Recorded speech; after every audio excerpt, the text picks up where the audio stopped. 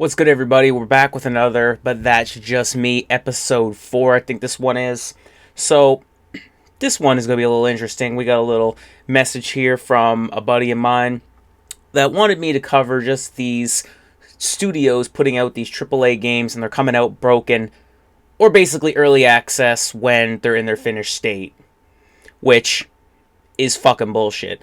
And he basically wanted me to talk about how Steam does it right and actually has early access, which is the game in its alpha or beta state, and will allow the people, us, to basically give them feedback on how to fix their game. So, for those of you who do not know what early access is, I actually have the definition here on Wikipedia, so I'm just going to read some of that.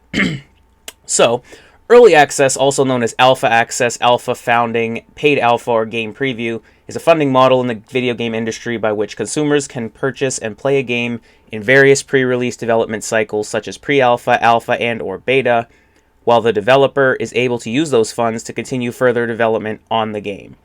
That's basically what I just said, and basically just the gist of it. Then we have here the Steam Early Access, which is the Steam Early Access release service run by Valve, makes use of proprietary Steam software for sales and distribution. The program launched on March 20th, 2013, and initially made 12 games available. Before the games are released, the developers solicit feedback from Steam Early Access purchasers who have contributed funds to the game's creation to provide the needed input. After its release, Valve planned to have titles taken from their Steam Greenlit program added to Steam Early Access, as well as adding titles which have already been accepted through Steam Greenlight. So, they basically do it right. Now, I have notes. I had to redo this video because I kind of went on a big rant after a while. So, he basically just wanted me to cover how these games just come out and they're unfinished, and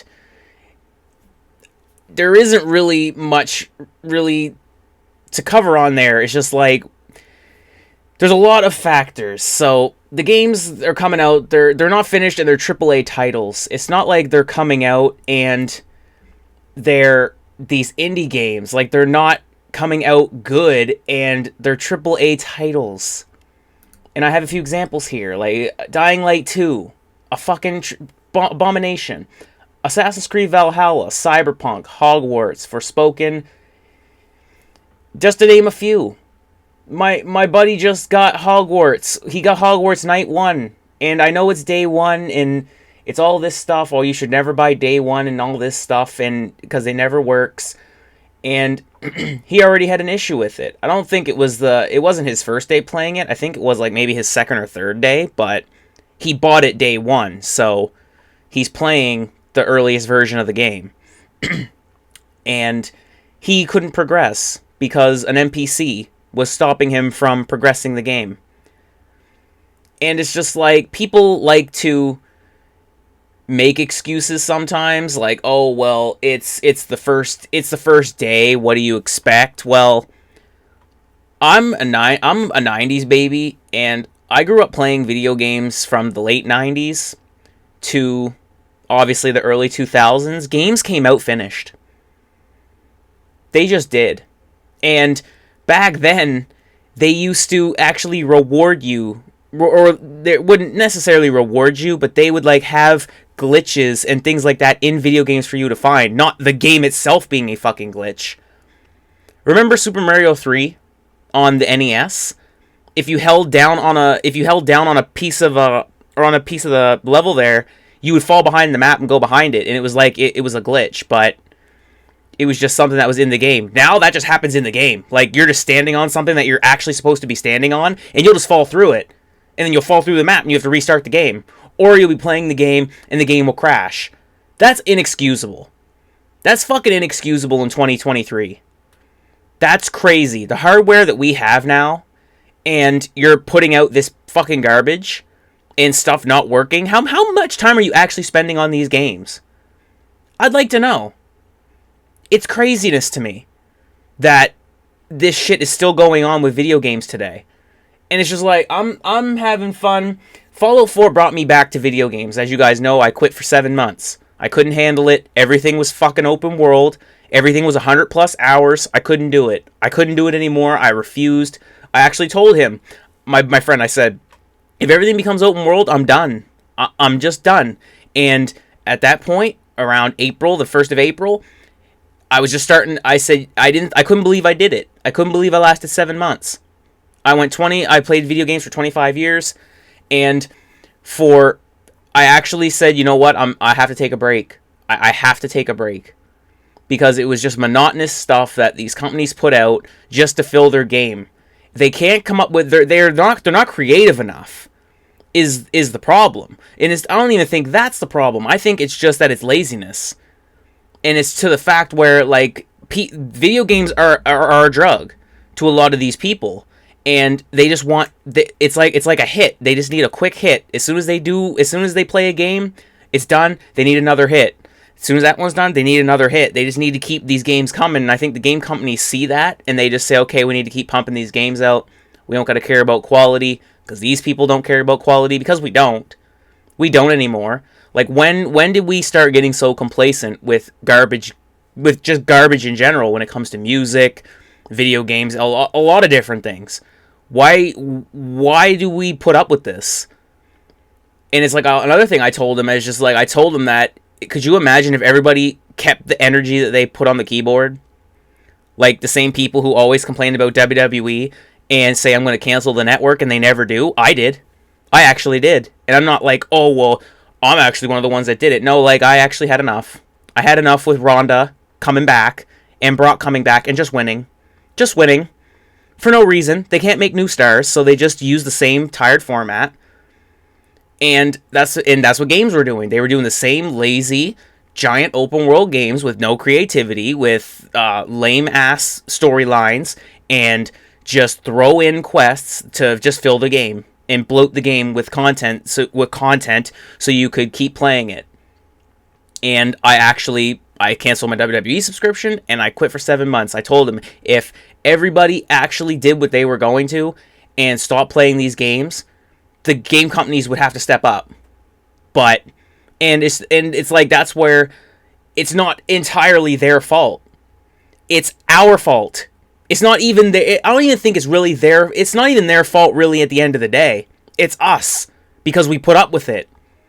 If you're in an abusive relationship, right? You leave it. If you're smart, you leave it, right? If there's a friendship or something that isn't going right, then you just fucking leave it, like, and you never go back to it, right? But no, we put up with this bullshit. People complain about Call of Duty every single year, but it's in their game library. And that's another thing too. A lot of these companies, they just throw in multiplayer, and people put up with that too.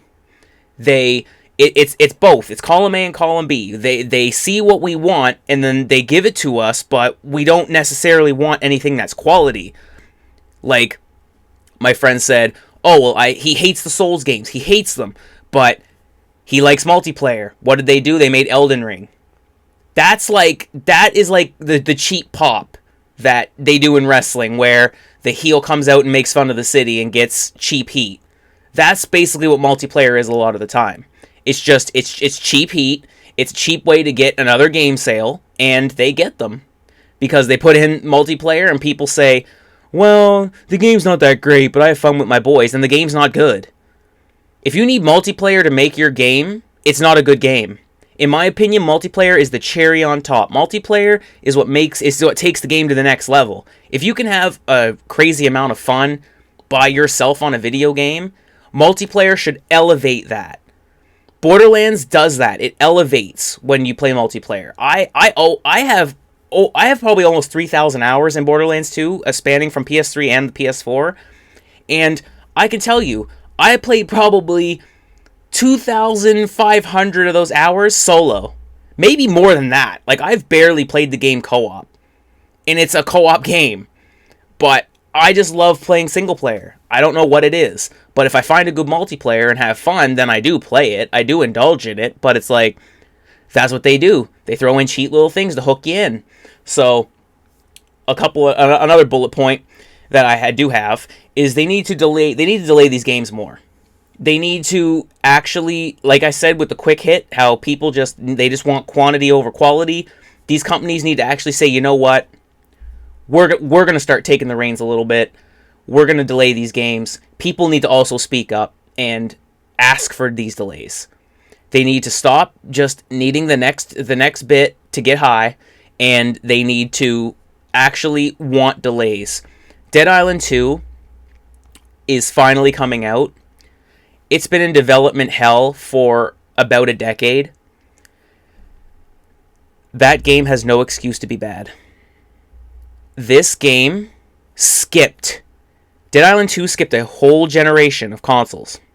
Because the first and second came out on 2 generations ago on the PlayStation 3 and 360.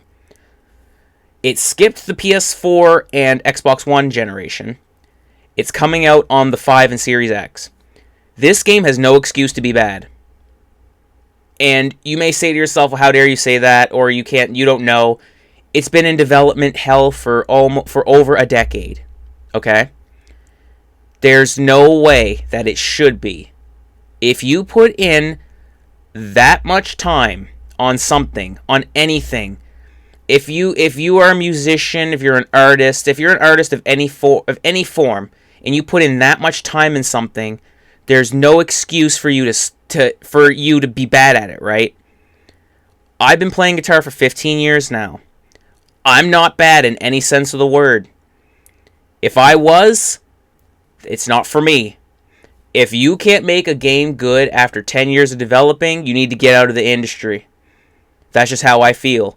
Dead Island 2, it can't be bad. There's no way it can be. It got delayed for so long. Could you imagine if they didn't release Call of Duty in the holiday season just so they can get their Christmas pop and just all those people that are around holiday season, Black Friday, all that stuff? Could you imagine if they actually said, you know what, we're going to delay Call of Duty a month? And I think it would be a lot better. Realistically, all they need to do is remove SBMM. And I will buy COD day one every year. Because I actually have fun on it sometimes. But SBMM ruined it. But if Cyberpunk... Do you guys realize how much shit is supposed to be in Cyberpunk? And because the suits and ties had to push it so hard, it fucking got released very unfinished. And I actually managed to platinum the game, and I actually didn't run into a lot of glitches that a lot of the other people did.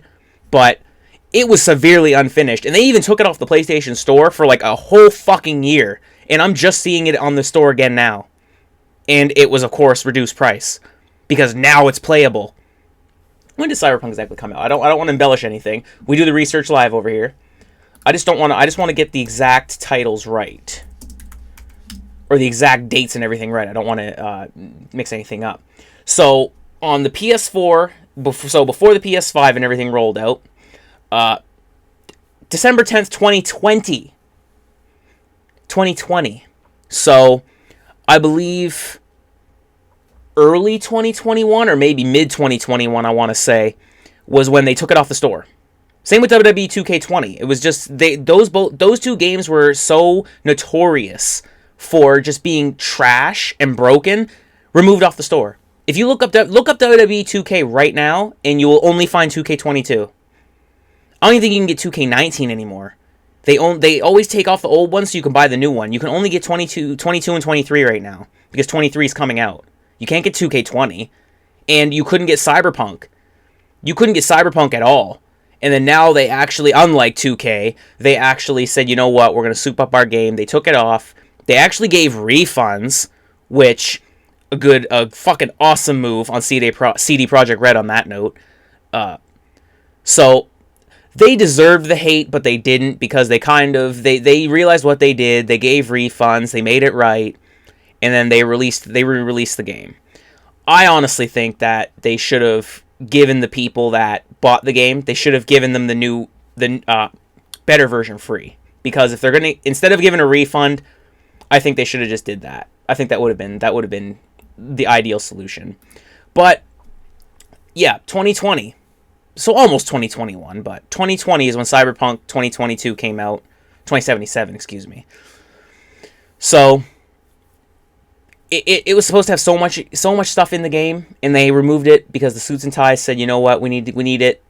It's nice that you guys have dates and everything, but so do we. And that's another point I have in my notes here, is we need to stop enabling these companies and being apologists for the rich companies and believing their bullshit. Because again, my friend, he's smartening up. I commend you for that. He's smartening up. He was an apologist for these companies. He said that, oh, well, you know, it's the suits and ties that do this and do that. No. Here's what you do. You tell the suits and ties, listen, this game isn't done. We need more time. It sucks that you guys want this, but we have a reputation. We have a reputation to uphold, and we can't put this out here. These guys made The Witcher 3. The Witcher 3, a very highly regarded game. A very highly regarded game. And I'm even looking at it right now, just with it says the game's development began following the release of Witcher 3. So as soon as Witcher 3 was done, they were on this game working on it. Since 2016. Yeah, The Witcher Wild Hunt Blood and Wine, so the DLC. So for 4 years they were in heavy development. And I think they were developing the game even earlier than that. I'm pretty sure they were developing the game like there's a section here actually. Again, we do all the research live here. When did they... Okay. Consulting the project in 2012. So 8 years they were doing that. That's just what it says here.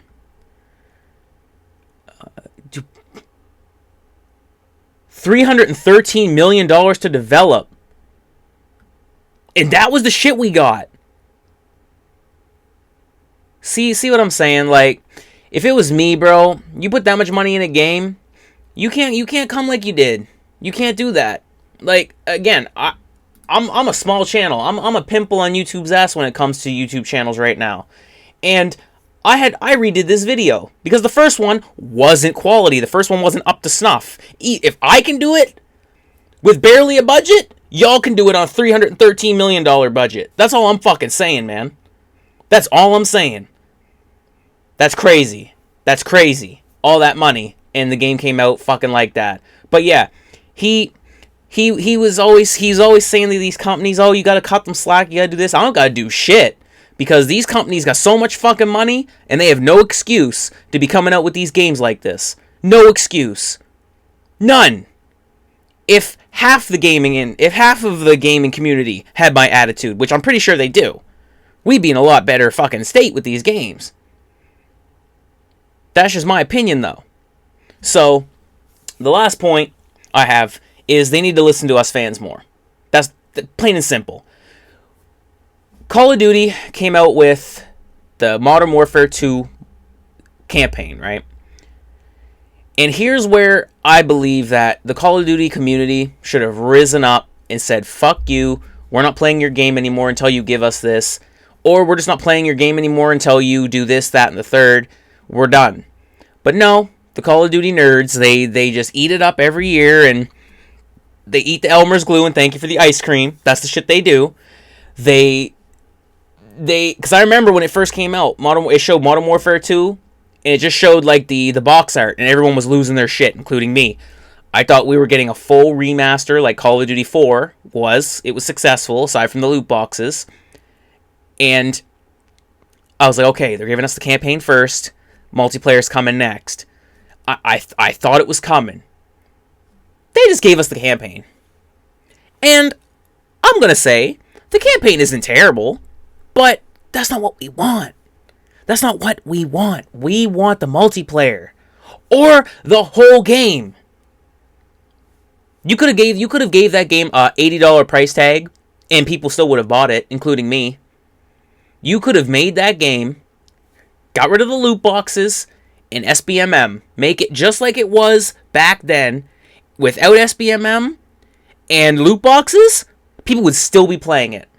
And then you can re-release it on the new consoles. Novel concept, right? Or you could have the upgrade version, not re-release it, but you know what I mean. Have the upgrade version for like $10. $10, $20. It's like, oh, here's your PS5 upgrade, and you can play it. And people would fucking be on that shit. They could have ridden that remaster for 2-3 years. They wouldn't have even had to make another one. They could have just said, okay, well, we'll include a battle pass or whatever, which would have been apropos if you're gonna not release another game.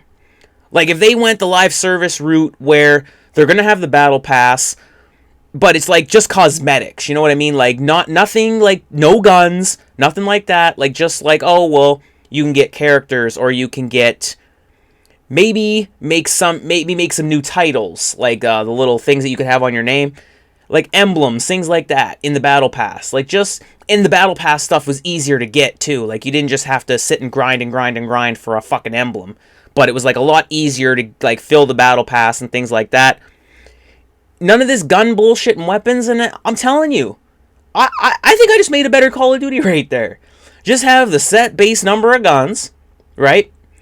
Have the battle pass, but for like skins and things like that. Skins are always cool. I like skins. I don't mind them, as long as they don't affect the hitbox in any way.